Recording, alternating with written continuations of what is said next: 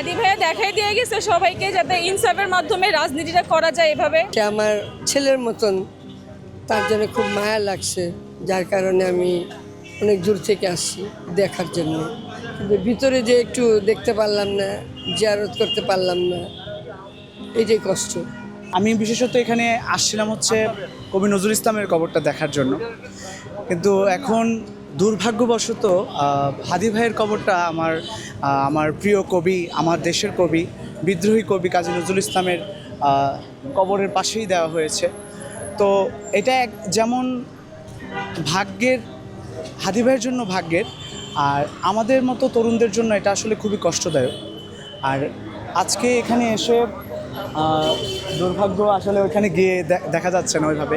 তার পরিবারের যারা কাছের লোক আছেন তারাই হয়তো ওইভাবে ওনার কবরটা জিয়ারত করতে পারতেছে বা দর্শন করতে পারতেছে। আজকে আমি ব্রাহ্মণবাড়িয়া থেকে এসেছি, এখানে আইছিলাম তা ওনার কবরের সামনে দেখার জন্য।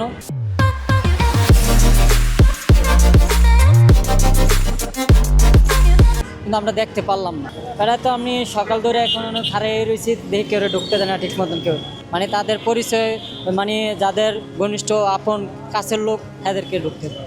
হাদি ভাইয়া দেখাই দিয়ে গেছে সবাইকে যাতে ইনসাফের মাধ্যমে রাজনীতিটা করা যায় এভাবে।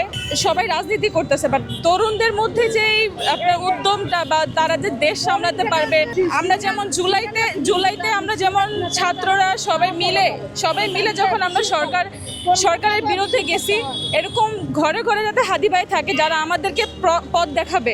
বাংলার মানুষকে, আমাদের পরশক্তি যতই চায় আমাদের মেধাহীন মানুষকে ধ্বংস করে দিতে পারবে না। আজাদির সন্তানেরা এই বাংলাদেশে লড়াই করবে ৫৬,০০০ বর্গ মাইলে।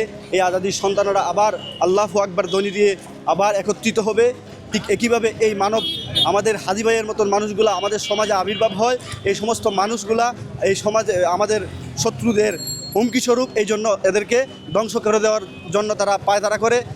বিচার তো সবাই চাইছে, আমরাও চাই, কতটুকু কার্যকর হবে এটা তো আর বলতে পারি না।